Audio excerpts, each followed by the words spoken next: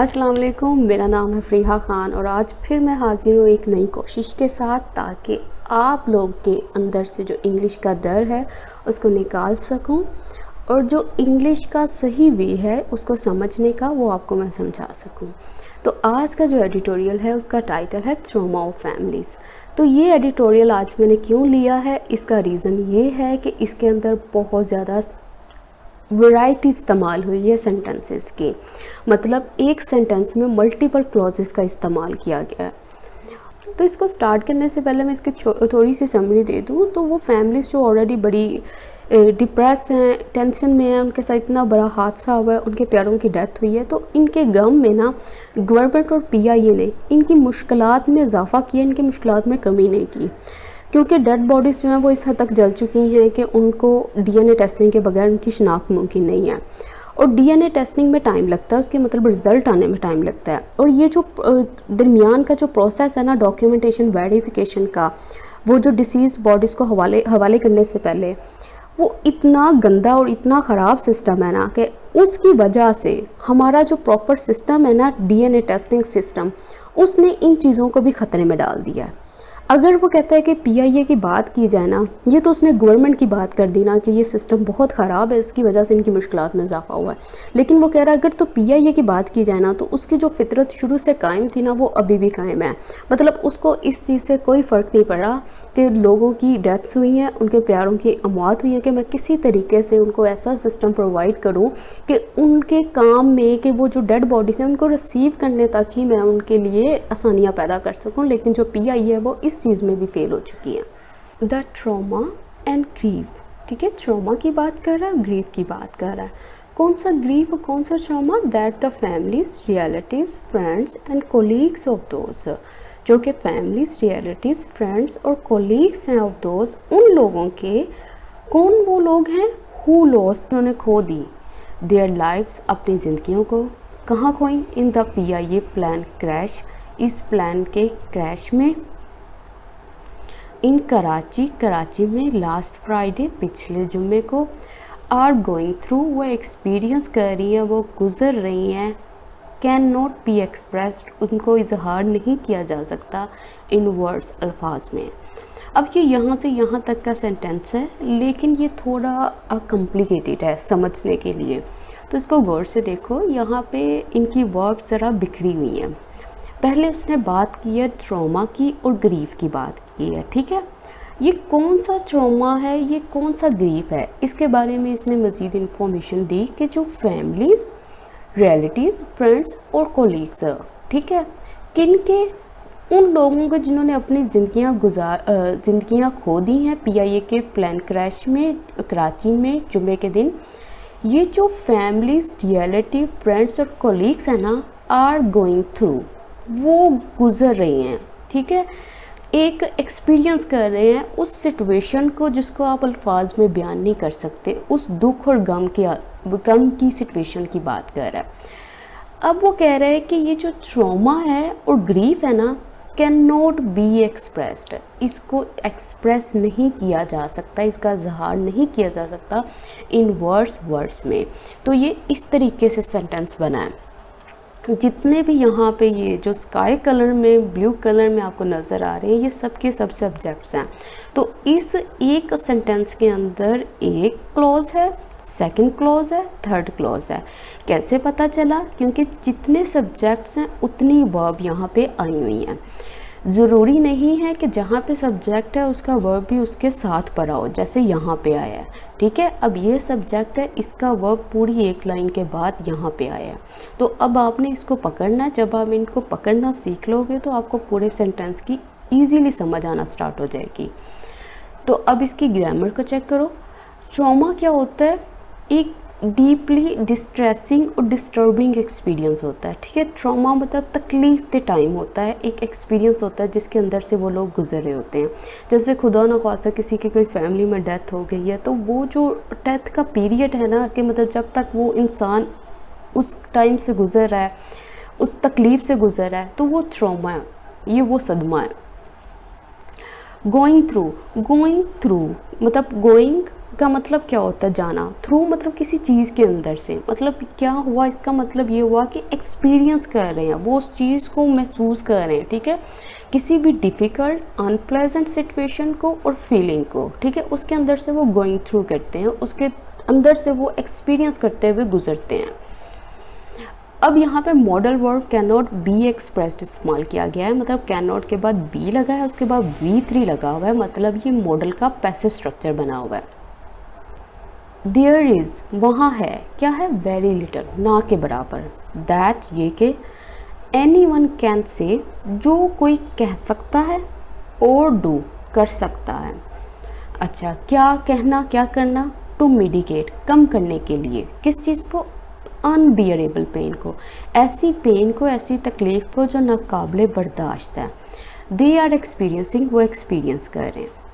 अब देखो वो ये बात कर रहा है, कह रहा है वहाँ पे ना के बराबर कुछ भी ऐसा नहीं है जो कहा जा सकता है या किया जा सकता है कि वो नाकाबिले बर्दाश्त दर्द को कम कर दे, और ये वो दर्द है जो कि वो एक्सपीरियंस कर रहे हैं।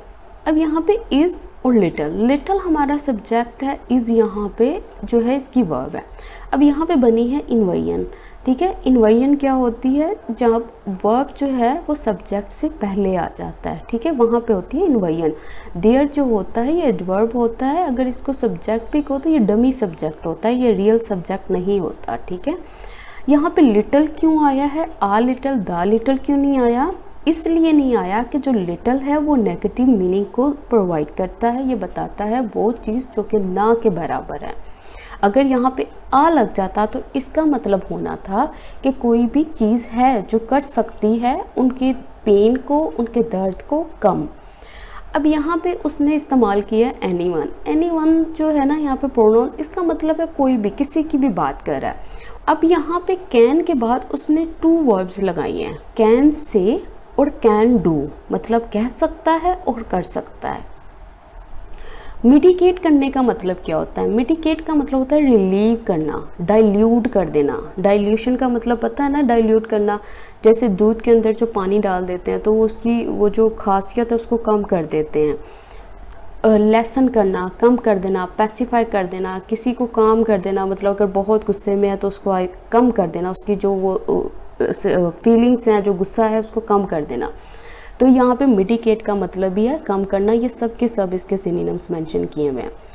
इसका जो ऑपोजिट होता है वो होता है अनमिटिगेटेड, इसका मतलब होता है प्योर, खालिस, ठीक है, वो चीज़ नहीं जो डाइल्यूट नहीं हुई हुई, जिसको रिलीव नहीं किया गया, लेसन नहीं किया गया, पैसिफाई नहीं किया गया, वो क्या होगा, अनमिटिगेटेड होगा। व्हाट जो हैज़ एटीट्यूड, जो ऐड हो चुका है, जो इजाफा हो चुका है, देयर एग्नी, उनकी पेन में, उनकी सफरिंग में, इज़ वो है, क्या है, अनसिंपैथेटिक एटीट्यूड, ऐसा एटीट्यूड, ऐसा बिहेवियर जो कि अनकाइंड है। अच्छा, किसका एटीट्यूड है, ओ प्रेपोजिशन के जरिए बताएगा, द गवर्नमेंट का, एंड द PIA अथॉरिटीज़ का, एज जैसा कि द अफेक्टेड फैमिलीज़, वो फैमिलीज़ जो कि अफेक्ट हुई हैं, कीप रशिंग, वो अभी भी रश कर रही हैं, दौड़ रही हैं, फ्रॉम वन हॉस्पिटल, एक अस्पताल से, टू अनदर, दूसरे में, एंड फ्रॉम वन मॉर्चरी, एक मुर्दा खाना से, टू अनदर, दूसरे में। अच्छा, अब ये क्यों कीप रश कर रही हैं, ये अभी भी ये रशिंग क्यों है, इसके पर्पस को बताने के लिए वो टू इस्तेमाल करेगा, टू ट्राई करने के लिए, कोशिश करने के लिए, एंड रीट्राई करने के लिए, हासिल करने के लिए, द रिमेन्स, बकाया हिस्सों को, ऑफ देयर लव्ड वंस, उनके जो प्यारे हैं उनके। वो कह रहे हैं जो चीज़ जिसने इजाफा किया था ना उसकी पेन में, उसकी सफरिंग में, वो ऑलरेडी सफ़र कर रहे हैं, वो ऑलरेडी पेन बर्दाश्त कर रहे हैं, लेकिन किस चीज़ ने उनके दर्द में इजाफा कर दिया था, वो अनकाइंड बिहेवियर था गवर्नमेंट का और PIA अथॉरिटीज़ का। क्योंकि वो कह रहे हैं जो अफेक्टेड फैमिलीज़ थी वो कीप रशिंग, वो दौड़ रही हैं, फ्रॉम वन हॉस्पिटल, एक अस्पताल से दूसरे अस्पताल में, एक मुर्दा खाना से दूसरे मुर्दा खाने में, कोशिश करने के लिए और हासिल करने के लिए, वो जो बकाया उनके जो जिस्मों के हिस्से हैं, ऑफ देयर लव्ड वंस, उनके जो प्यारों के जिस्म के बकाया हिस्से हैं, उनको हासिल करने के लिए। तो वो ये बात कह रहा है। अच्छा, अब यहाँ पे इस सेंटेंस को भी आप गौर से देखो, ठीक है, ये असल में ये सेंटेंसेस थोड़े से ना कॉम्प्लेक्स हैं। अब ये देखो, what has added to their agony. अब ये यहाँ से लेकर यहाँ तक ये पूरे की पूरी जो क्लॉज है ना, ये हमारा इज का सब्जेक्ट है। और ये जो हैज़ एडेड टू है ना, इसका सब्जेक्ट क्या है? इसका सब्जेक्ट है व्हाट। ये व्हाट जो है ना, इसका सब्जेक्ट है हैज़ एडेड टू का। एग्नी क्या चीज़ होती है? एग्नी का मतलब होता है पेन, तकलीफ, सफरिंग, डिस्ट्रेस, बेचैनी, तकलीफ, मतलब इन चीज़ों के लिए, दर्द के लिए ये एग्नी का वर्ड इस्तेमाल किया जाता है। अनसिम्पैथेटिक, इसका क्या मतलब होता है? अनसिम्पैथेटिक का मतलब होता है अनकाइंड, अनकंसर्न्ड, लेकिन इसके अंदर एक रूट इस्तेमाल हुई है पाथ, जिसका मतलब होता है फील, सफ़र, मतलब ये फीलिंग्स के मीनिंग को देता है। तो इससे रिलेटेड जितने भी वर्ड्स हैं ना, जैसे सिंपैथी हो गया, एंटीपैथी हो गया, एपैथी हो गया, ये सब की सब फीलिंग्स को शो कर रही हैं, ठीक है। अब सिंपैथी क्या होती है? इसका मतलब होता है कंपैशन, मोहब्बत। एंटीपैथी मतलब इंटेंस अवर्जन, बहुत ज़्यादा नफरत। अपैथी मतलब एन एब्सेंस ऑफ इमोशन, जिसके बंदे के अंदर कोई इमोशंस ही ना हो, कोई फीलिंग्स ही ना हो, ठंडे दिल का इंसान, तो वो अपैथी है। तो ये देखो, ये पाथ रूट जो जिन में इस्तेमाल हुई है, ये किसी ना किसी फीलिंग को शो कर रही है। अब यहाँ पे अनसिम्पैथेटिक है, मतलब अनकाइंड है, अनकंसर्न्ड है, उसको कोई फ़र्क नहीं पड़ता। तो हमेशा ये एक रूट से देखो आपके कितने वर्ड्स क्लियर हो गए हैं। अच्छा, मॉर्चरी का मतलब क्या होता है? इसका मतलब होता है मुर्दा खाना। देखो, अब मुझे पता चला था कि अब इसके ज़रिए ये जो वर्ड है, इसको बताने के लिए मैं उर्दू का इस्तेमाल कर सकती हूँ, ठीक है। जहाँ मुझे ज़रूरत लगेगी वहाँ पे मैं उर्दू को ऐड कर दूँगी आप लोगों के लिए। रिट्राइव का मतलब क्या होता है? रिट्राइव का मतलब होता है रिकवर करना, रिगेन करना, हासिल करना, दोबारा से उसको फाइंड करना। अब यहाँ पे रिमेन्स की बात हुई है। रिमेन्स का मतलब होता है जो भी बाकी के हिस्से, ठीक है, ये उन्हीं की बात कर रहा है, आप समझ सकते हो।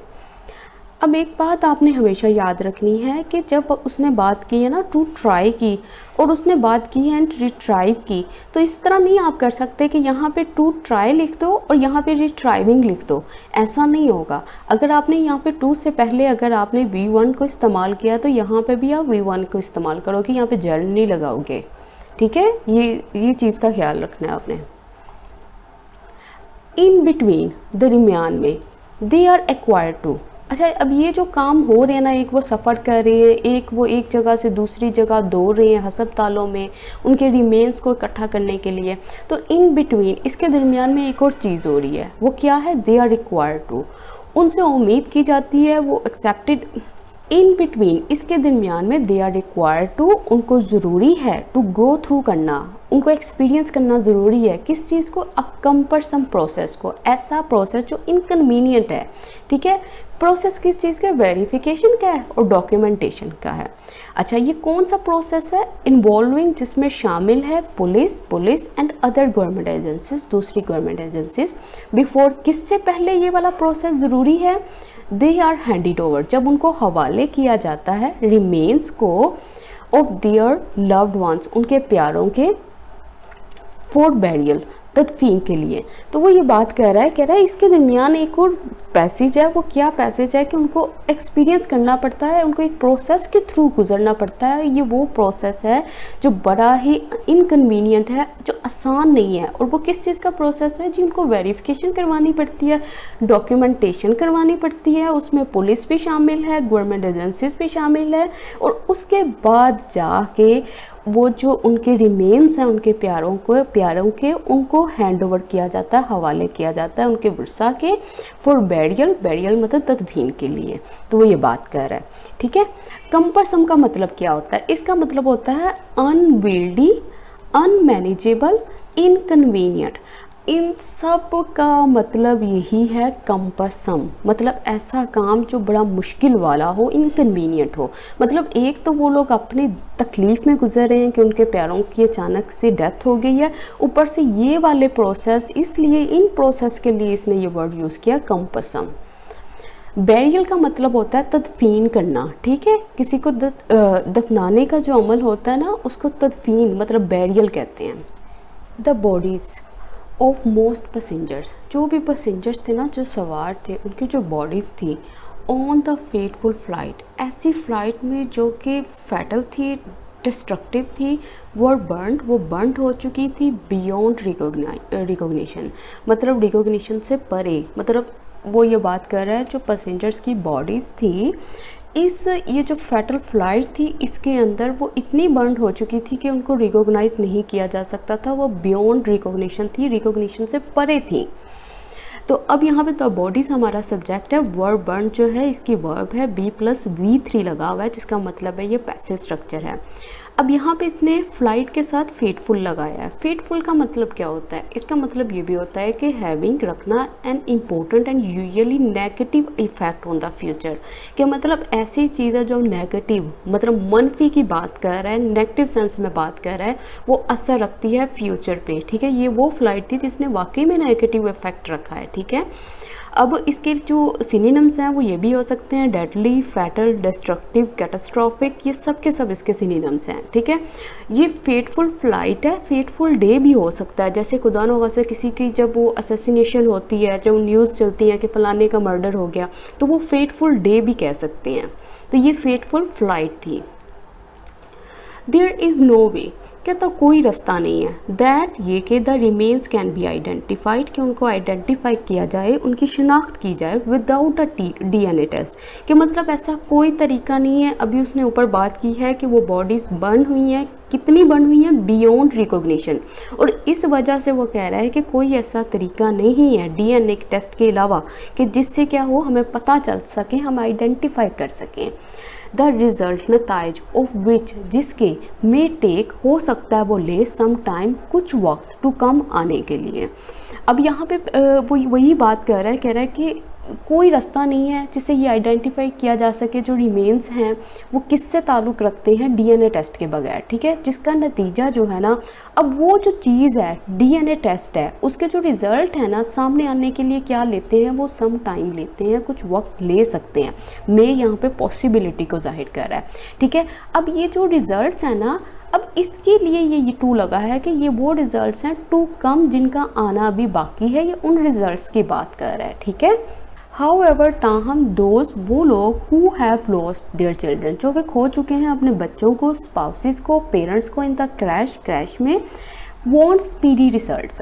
अब उनको चाहिए, कह रहा है वो लोग, अब वो उनकी सिचुएशन देखो कि वो लोग जो अपने बच्चों को, स्पाउसेस को, पेरेंट्स को इस प्लान क्रैश में खो चुके हैं ना, उनको चाहिए स्पीडी रिजल्ट्स, उनको फौरी रिजल्ट्स चाहिए और आइडेंटिफिकेशन चाहिए। लेकिन यहाँ पे भी बात कर रहे हैं जो DNA टेस्ट है वो तो कुछ वक्त ले सकता है सामने आने के लिए। रिपोर्ट, कौन सी न्यूज़ रिपोर्ट? विच क्वार्टर, जिसने हवाला दिया फैसल एदी का। अच्छा, कौन थे ये फैसल एदी? द हेड ऑफ द ईदी फाउंडेशन, जो हेड है ईदी फाउंडेशन के। एज, जैसा कि सेइंग दैट, कहते हुए, एटलीस्ट 19 बॉडीज़, जो 19 बॉडीज़ थी, वर फोर्सिबली, ज़ोर ज़बरदस्ती से टेकन अवे, ले जाई गई, फ्रॉम अ हॉस्पिटल, मॉर्चरी, मतलब मुर्दा खाना से, बाय रिलेटिव्स, रिश्तेदारों के ज़रिए। अब ये जो चीज़ है ना, वो कह रहा है शोज, वो दिखाती है, क्या दिखाती है? हाउ फ्रस्ट्रेटिंग, कितना डिसअपॉइंटेड, डिसफंक्शनल, ख़राब सिस्टम इज़ प्रूविंग इटसेल्फ, वो खुद को साबित कर रहा है टू बी, होने के लिए, फॉर द डिस्ट्रॉट फैमिलीज़, उन फैमिलीज़ के लिए जो कि वरीड हैं और डिस्ट्रेस्ड हैं।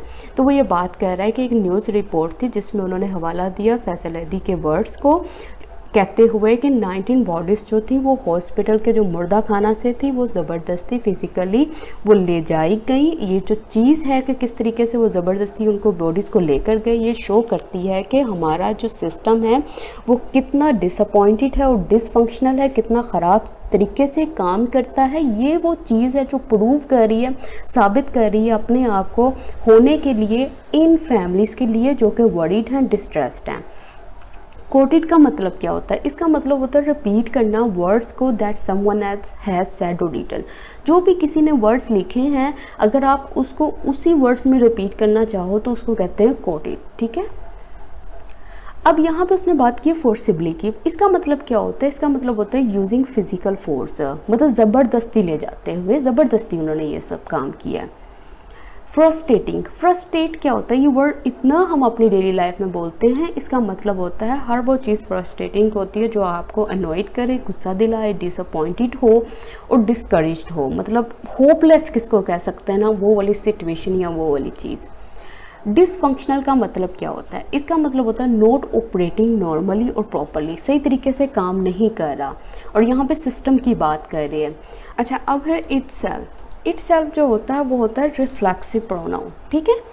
रिफ्लेक्सिव प्रोनाउन का मतलब क्या है? ये वहाँ पे लगता है जब सब्जेक्ट और ऑब्जेक्ट जो हो ना वो इक्वल हो, दोनों सेम ही हो, मतलब जो काम कर रहा है और जो एक्शन को रिसीव कर रहा है वो दोनों एक ही इंसान हो।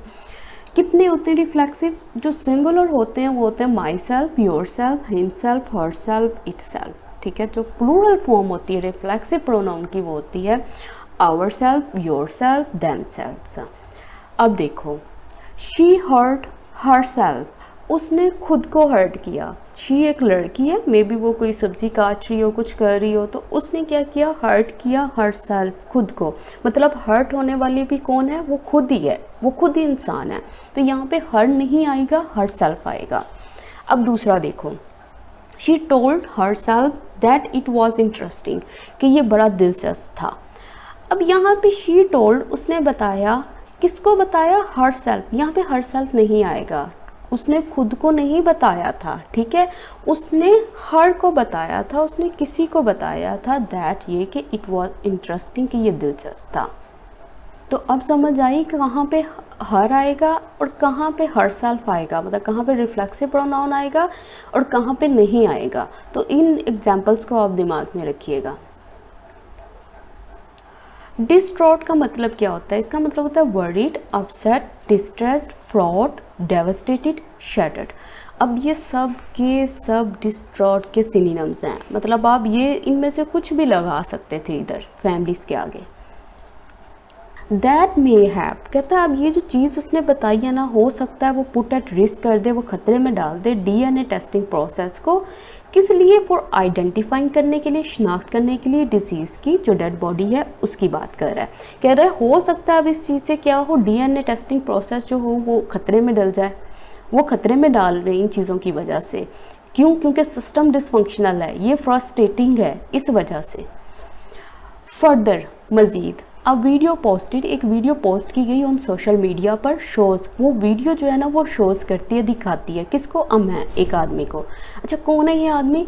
हु लॉस्ट हिज वाइफ, जिसने खो दी अपनी बीवी को, 3 चिल्ड्रन, 3 बच्चों को, इन द ट्रैजिक इंसिडेंट, ये इस इंसिडेंट में कॉलिंग अपॉन, डिमांड करते हुए प्राइम मिनिस्टर इमरान खान से टू इंटरवीन, वो मुदाखलत करें, to cut the bureaucratic red tape, कि वो जो ये एक्स्ट्रा ये जो रिक्वायरमेंट्स इन्होंने की हुई है ना, कि ये वाले ऑफिशियल्स काम करेंगे तो आपको वहाँ तक पहुँचने दिया जाएगा, इन चीज़ों को ना आके कम करें, इसकी मुदाखलत करें।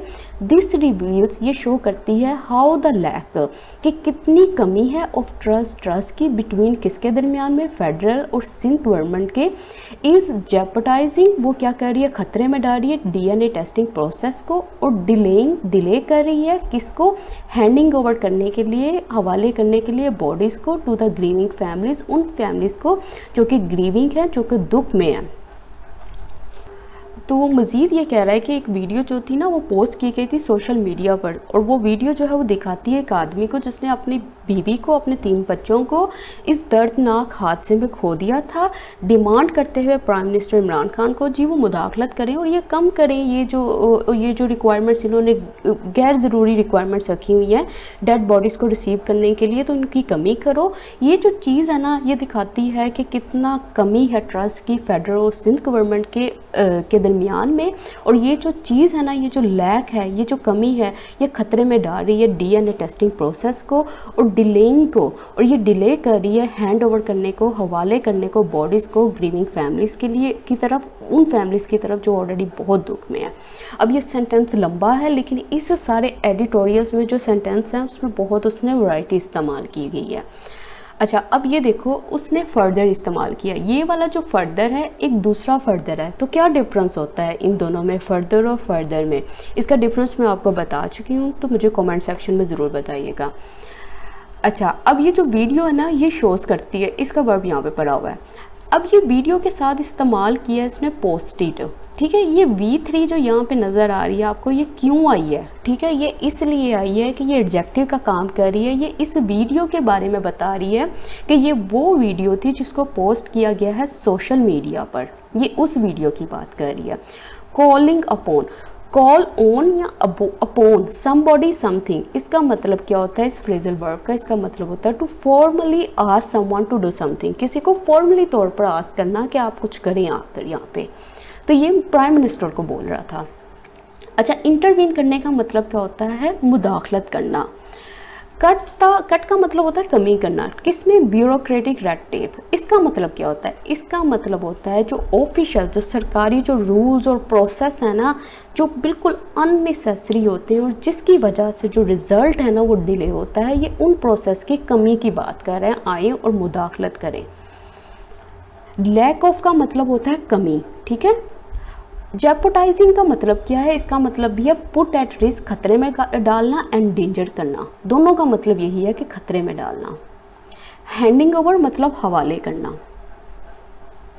द ऑनगोइंग डिबेट, वो डिबेट जो अभी भी जारी है, किसके बारे में, व्हाट माइट हैव लेड, ऐसा क्या था जो लेकर चला गया प्लेन को किसकी तरफ, क्रैश मूवमेंट्स की तरफ। बिफोर लैंडिंग, लैंड होने से पहले। सीम्स टू हैव, दिखाई देता है, वो सब इन कर चुका है, वो इन्वॉल्व कर चुका है, किसको, PIA अथॉरिटीज़ को। फ्रॉम द वेरी मोमेंट, मतलब स्टार्ट से ही। द रेस्क्यूर, जो रेस्क्यूर थे, बचाने वाले थे, उन्होंने स्टार्टेड किया था, शुरू किया था स्कोरिंग करना, सर्च करना। फ्लाइट रैकेज को, जो फ्लाइट का जो डेब्रिस थी उसमें से। इन द होप ऑफ, इस उम्मीद से, किस उम्मीद से, फाइंडिंग, तलाश करने की उम्मीद से, किसको, सर्वाइवर्स को। तो वो ये बात कर रहा है कि जो डिबेट जो अभी भी जारी है ना, कि ऐसी क्या चीज़ थी जो लेकर चलेगी प्लेन को क्रैश मूवमेंट्स की तरफ लैंडिंग से पहले। उस डिबेट से ऐसा लगता है कि वो लोग इन्वॉल्व कर चुके थे PIA अथॉरिटीज़ को उस वक़्त से ही, जब रेस्क्यू ने क्या किया था, स्टार्ट किया था सर्च करना डेब्रिस के अंदर, मलबे के अंदर से, फ्लाइट के मलबे के अंदर से, इस उम्मीद से कि वो फाइंड कर सके, तलाश कर सकें सर्वाइवर्स को। तो वो ये बात कर रहा है, ठीक है। जो डिबेट है ना, डिबेट हमारा सब्जेक्ट है, इसके जो वर्ब है ना वो ये पड़ी हुई है सीम्स टू हैव, और ये जो व्हाट है इसकी वर्ब पड़ी हुई है माइट हैव लेड टू, कि ऐसा क्या चीज़ थी, पॉसिबिलिटी को शो कर रहा है, ऐसा क्या हो सकता था जो लेड टू कर गया, जो लेकर चला गया क्रैश मूवमेंट्स की तरफ। सीम टू हैव, इसका मतलब क्या होता है, इसका मतलब होता है कि किसी चीज़ को देखकर ऐसा लगता है कि वो काम हो चुका है, ठीक है। सीम या सीम्स, ठीक है, डिपेंड करता है आपके सब्जेक्ट के अकॉर्डिंग आएगा, सीम आएगा कि सीम्स आएगा। अच्छा, टू हैव के बाद क्या लगेगा, V3 लगेगा। इसका मतलब ये है कि किसी चीज़ को देखकर ऐसा लगता है कि ये वाला एक्शन जो है ना ये हो चुका हुआ है, ये कंप्लीट हो गया। जैसे ही सीम्स, उसको देखकर लगता है टू हैव किल्ड वन, कि वो किसी को किल कर चुका है, किसी को मार चुका है, ठीक है। कोई इंसान है, उसको देखकर ऐसा लग गया कि वो कोई फाइट में से आया है, तो उसको देखकर ऐसे लगा है कि वो किसी दूसरे इंसान को किल कर चुका है, उसका मर्डर कर चुका है, ठीक है। अब दूसरी चीज़, जब इसका पैसिव बनाएंगे ना वो इस तरह से बनेगा, जैसे कोई काम है उसको देखकर ऐसा लग रहा है कि अच्छा, ऐसा लगता है कि ये काम हो चुका है, ठीक है। हम अक्सर अपनी रूटीन में ऐसे सेंटेंसेस ज़रूर बोलते हैं, ठीक है। द वर्क सीम्स, जो वर्क है ना, जो काम है, उसको देखकर ऐसा लगता है टू हैव बीन डन, कि वो किया जा चुका है। तो यहाँ पे टू हैव प्लस V3 का क्या बना हुआ है, पैसिव स्ट्रक्चर बना हुआ है, B प्लस V3 लगी हुई है। तो ये इस तरीके से ये स्ट्रक्चर बनते हैं। तो यहाँ पे ये जो डिबेट थी ना, उसकी डिबेट से ऐसा लग रहा है कि वो सक इन कर चुके हैं।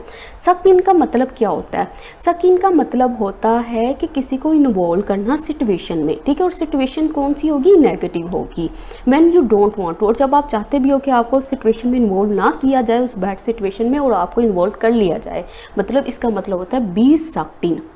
अब यहाँ पे सक इन किसको किया जा रहा था, PIA अथॉरिटीज़ को, और ये तो अथॉरिटीज़ चाहती ही नहीं थी कि उनको इन्वॉल्व किया जाए इस मैटर के अंदर। स्कोरिंग क्या होता है, स्कोरिंग का मतलब होता है क्लीनिंग थोरोली, मतलब अंदर से छानबीन करना, एक एक चीज़ को देखना, सर्च आउट करना, थोरो सर्चिंग करना, एक एक चीज़ के अंदर से फाइंड करना। तो वो यही सब कुछ तो कर रहे थे। रैकेज का मतलब क्या होता है, इसका मतलब होता है डेब्रिस। डेब्रिस क्या चीज़ होती है, ये जो चीज़ें नज़र आ रही हैं ना, ये जो चीज़ें हैं ये सब की सब डेब्रिस हैं। डेब्रिस क्या होता है, ये मलबा होता है, ठीक है, ये जो मलबा गिरा हुआ है। और वहाँ पे क्या हुआ था, डेब्रिस किसकी थी, प्लेन की थी, एरोप्लेन की। वो जो उसके पुर्जे पुर्जे जो उसकी चीज़ें गिरी हुई थी वो डेब्रिस थी, ठीक है। इन चीज़ों को डेब्री बोलते हैं। इन द होप ऑफ, इसका मतलब होता है किसी चीज़ की उम्मीद से, ठीक है। इस ऑफ के बाद यहाँ पे क्या लगाया हुआ है, फाइंडिंग लगाया हुआ है, ठीक है। ING में वर्ब लगाई हुई है, मतलब इसको जेरंड बनाया गया है। नॉर्मली आमतौर पर द एयरलाइंस इमीडिएटली, जो एयरलाइंस होती है ना दूसरी वगैरह, फौरी तौर पर इस्टेब्लिश कर देती है एक डेडिकेटेड सिस्टम को, ऐसा सिस्टम जो खास उसी पर्पस के लिए बनाया जाता है। अच्छा, किस लिए, असिस्टिंग के लिए, असिस्ट करने के लिए अफेक्टेड फैमिलीज़ को इन सच केसेस, ऐसे केसेस में, टू कीप दैम इन्फॉर्म, उनको इन्फॉर्म रखने के लिए और डेवलपमेंट्स की कितनी बेहतरी हुई है, एंड हेल्प दैम, उनकी मदद करने के लिए इन कंप्लीटिंग द फॉर्मेलिटीज़, जो भी फॉर्मेलिटीज़ हैं जो अभी उसने ऊपर बताई थी, ठीक है। उन फॉर्मेलिटीज़ को पूरा करने में भी उनकी मदद करते हैं।